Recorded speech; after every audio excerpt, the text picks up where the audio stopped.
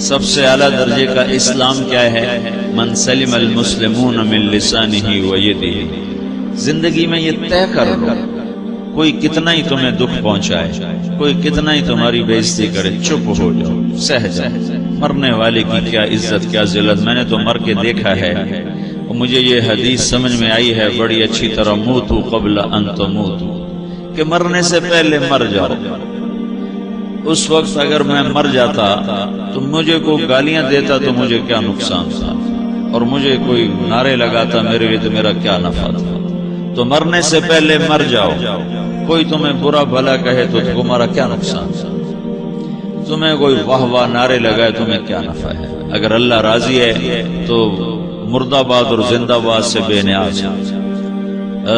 ابو ذر رضی اللہ تعالیٰ عنہ کو ایک آدمی نے گالیاں دی تو انہوں نے فرمایا بیٹا ایک گھاٹی آگے آ رہی ہے، اس میں گر گیا تو جو کچھ کہہ رہے ہو اس سے بھی زیادہ کا حقدار ہوں، اور اگر پار ہو گیا تو تیری گالیوں سے مجھے کوئی فرق نہیں پڑتا ہے۔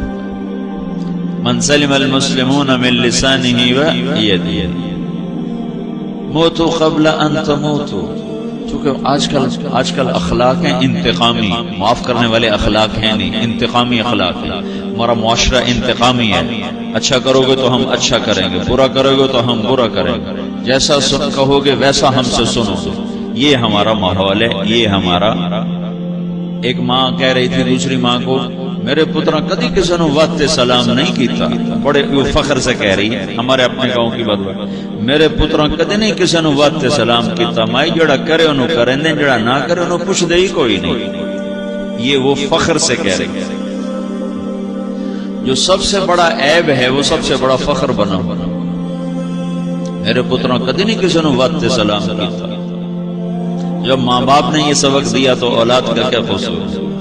ہمارا معاشرہ انتقامی ہے، ایک کی 10 سنانے کا ماحول ہے، تو آپ 100 کی ایک بھی نہ سنا۔ احنف بن قیس رضی اللہ تعالیٰ عنہ پہ ایک آدمی نے چڑھائی کر کہنے لگا ایک سناؤ گے نا تو 10 سنو گے میری طرف سے۔ تو احنف بن قیس کہنے لگے بھائی تو مجھے 100 بھی سنائے گا نا تو میری طرف سے ایک بھی تو نہیں سنے گا۔ ایک آدمی ان کی بڑی بےزتی کر رہا تھا اور وہ چل رہے تھے اور وہ 100 گالیاں بک رہا ہے۔ جب آ گیا نا قریب شہر تو کہنے لگے دیکھ اب میرا قبیلہ یہاں رہتا ہے، اگر کسی نے سن لیا نا تو تیری بڑی دھلائی کر لے گا، تو نے جو مجھے گالیاں دینی میں کھڑا ہوں یہیں تو دے لے، تو اپنا سارا زور پورا کر لے تاکہ آگے تجھے کوئی تکلیف نہ پہنچا دے میری وجہ سے۔ تو وہ پاؤں پہ گر کے معافی مانگنے لگا کہ واقعی تو بڑے حلم والا۔ وہ مشہور تھے اپنے حلم بردباری، اور لوگ ان کا امتحان لینے آیا کرتے تھے، امتحان لینے آیا کرتے تھے کہ بھئی کوئی ہے جو احنف کو غصہ دلا تو لوگ ناکام ہو جاتے تھے، ان کو غصہ نہیں آتا۔ ایسے ایک عرب سردار گزرا معن بن زائدہ، وہ بھی اپنے حلم میں بڑے مشہور تھے۔ ایک دفعہ لوگوں میں شرط لگ گئی کہ کوئی ہے معن بن زائدہ کو غصہ دلائے تو ہم اس کو انعام دیں گے۔ تو ایک شاعر نے کہا میں غصہ دلاتا ہوں، تم دیکھنا ایسے سیخ پا ہو جائے گا جیسے جانور۔ تو وہ چلا گیا اس کی مجلس، دربار لگا، عرب سردار کا بہت بڑا دربار لگا، تو کہتا السلام علیکم، وعلیکم السلام۔ تو معن بن زائدہ پر ایک دور بڑے فخر کا گزرا، پھر اللہ نے اس کو بہت بڑی سرداری دی، بنو عباس کا بہت بڑا یہ وزیر گورنر تھا۔ تو کہتا اتذکر اذ لحافک جلد شاطر واذ نعلاک من جلد البعیر، کہوں بھائی تو یاد ہے جب تیرا بستر بکری کی کھال تھا اور تیرے جوتے اونٹ کی کھال کے تھے؟ تو کہنے لگا کیوں نہیں یاد، بھلا کوئی ماضی بھی بھولتا ہے۔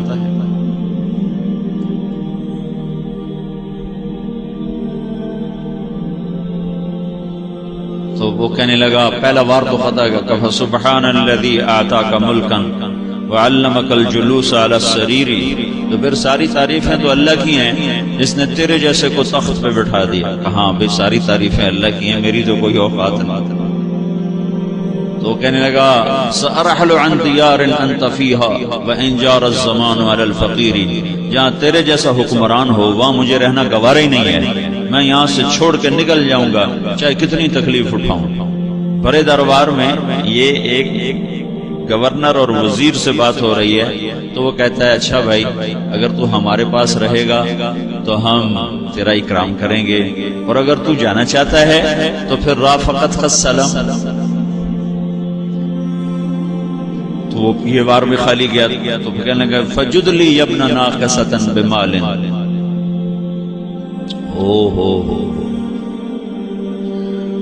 او گندی ماں کے بیٹے مجھے کچھ عطا بھی کر، میں بغیر پیسے کے سفر کیسے کروں گا.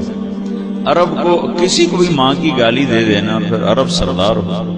فجد لی ابن ناقصۃ بمال. بری ماں کے بیٹے مجھے کچھ پیسے بھی دے، میں نے جانا ہے. میں کہا اس کو 3000 دے دیا ہے. اللہ تو کہنے لگا قلیل ما آتیتنی و انی لأطمع منک فی الکثیر. یہ تو بہت تھوڑا تو نے دیا ہے، مجھے اور دے. کہا اچھا بھائی 3000 اور دے دو. تو وہ شاعر کی بھی آنکھیں پھٹ گئیں. کہنے لگا ٹھہر جا ٹھہر جا، اب میں تیری اصل تجھے بتاتا ہوں. سألت اللہ ان یبکیک ذخرا فما لک فی البریۃ من نذیر. میں اللہ سے دعا کرتا ہوں اللہ تیرے جیسوں کو سلامت رکھے، تیرے جیسا دنیا میں کسی ماں نے جنا ہی پڑی گا. فمنک الجود والافضال حقا وفضل یدیک کالبحر الغزیر.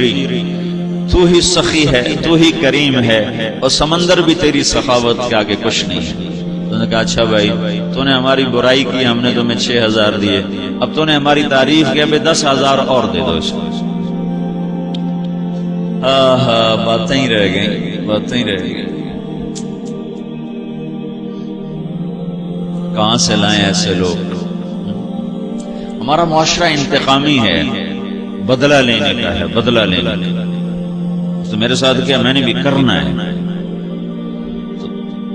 اعلیٰ درجے کا اسلام یہ سکھا رہا نہیں چپ ہو جاؤ، سلامت بن جاؤ، سلامتی بن جاؤ، سلامتی کی علامت بن جاؤ.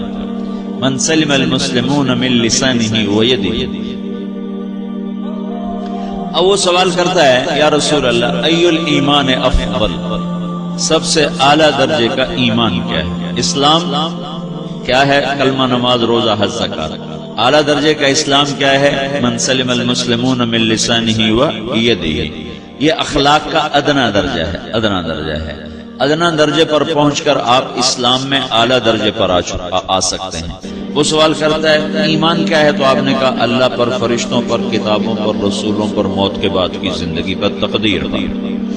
اب ایک اور سائل سوال کرتا ہے ای الایمان افضل، سب سے اعلیٰ درجے کا ایمان کیا ہے؟ تو آپ نے فرمایا حسن الاخلاق، اچھے اخلاق سب سے اعلیٰ درجے کا ایمان ہے. جو آدمی اسلام میں، جو آدمی اخلاق میں، جو مرد عورت اخلاق میں ادنا درجے پر ہوتا ہے وہ اسلام میں اعلیٰ درجے پر پہنچتا ہے. اب اگر وہ اخلاق میں اعلیٰ درجے پر آ جائے تو اب یہ کہاں پہنچے گا؟ اب یہ کہاں پہنچے گا؟ میرا نبی کہہ رہا ہے سب سے اعلیٰ درجے کا ایمان ہے حسن اخلاق، حسن اخلاق. ابو ہریرہ نے پوچھا یا رسول اللہ وما حسن الاخلاق، یہ بھی ایک اور حدیث ہے. یا رسول اللہ حسن اخلاق کیا چیز ہے؟ تو آپ نے 3 چیزیں فرمائی، تصل من قطعك وتعطي من حرمك وتعفو عمن ظلمك. جو تم سے توڑے نہ تم اس سے جوڑو. نہیں کرتا سلام نہ کریں، کوئی ہم چھوٹے باپ کے ہیں، ہم تو کبھی بھی نہ کریں، ہم تو کبھی بھی نہ منہ تھوکیں بھی نہیں. ہم تو میرا نبی کہہ رہا ہے جو توڑے تم اس سے جوڑو، جو محروم کرے اس سے عطا کرو، جو زیادتی کرے اس سے درگزر کرو. یہ 3 کام جو عورت مرد کر لے گا یہ اخلاق کے اعلیٰ درجے میں ہے. جب یہ اخلاق کے اعلیٰ درجے پر پہنچتا ہے تو پھر میرا نبی کیا بشارت دیتا ہے؟ ادنا درجے پر پہنچ کر تو اعلیٰ مسلمان کی بشارت ہے، اور اخلاق میں اعلیٰ درجے پر پہنچ کر میرا نبی کہتا ہے کاد الحلیم ان یکون نبیا، اعلیٰ اخلاق والا بس نبی بنتے بنتے رہ جاتا ہے. اعلیٰ اخلاق والا ایسے ہے جیسے کہ نبی، قریب ہے کہ وہ نبی بن جائے. یہ تو نا ترجمہ، لیکن ہم ہمارے اردو میں کہتے ہیں وہ نبی بنتے بنتے بنتے رہ گیا. کیا مطلب کہ اس میں اور نبی میں صرف نبوت کا فرق رہ جاتا ہے، باقی وہ سب کچھ حاصل کر لیتا ہے۔ تو یہ سارے دین کا میں نے آپ کو خلاصہ بتایا ہے کہ میری آپ کی ضرورت ہے کہ میرا اسلام اعلیٰ درجے کا ہو، من سلم المسلمون من لسانہ و یدہ، میرا ایمان اعلیٰ درجے کا ہو،